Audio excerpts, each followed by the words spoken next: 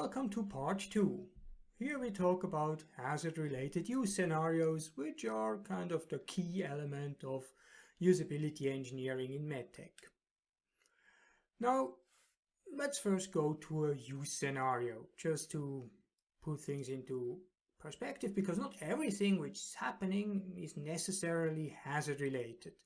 So the imperial formula for a use scenario is, well, you need to know who's the user, you need to know what the user's task is, then you have a scenario description with precondition and a step-by-step description.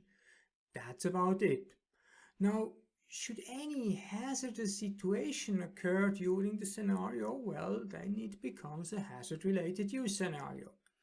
Kind of makes sense because, well, a hazard-related use scenario is just a use scenario that could lead to a hazardous situation or to a harm. Now let's look at, well, the most basic usage of a Deathstar, which is, well, attacking rebel bases. So precondition here is, well, as you can read, a bit of technology included and so on and so forth.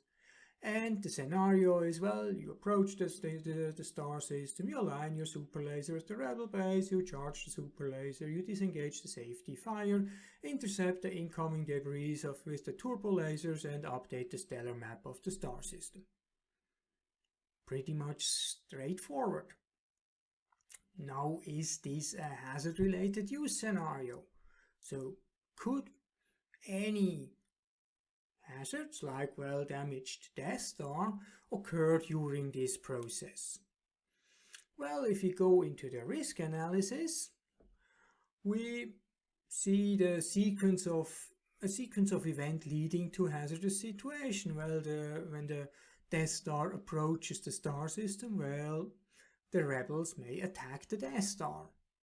That's kind of a very short sequence. We are going to look into that in more detail later, but yeah. Okay, given this possibility, well, we have to assume, yes, this use scenario is a hazard-related use scenario.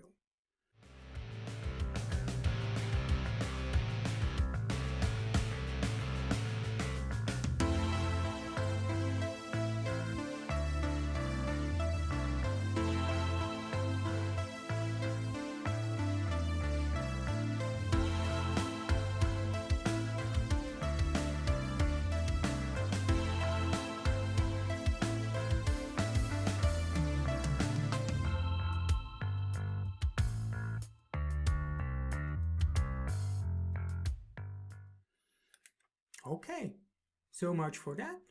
Now, let's go one step further.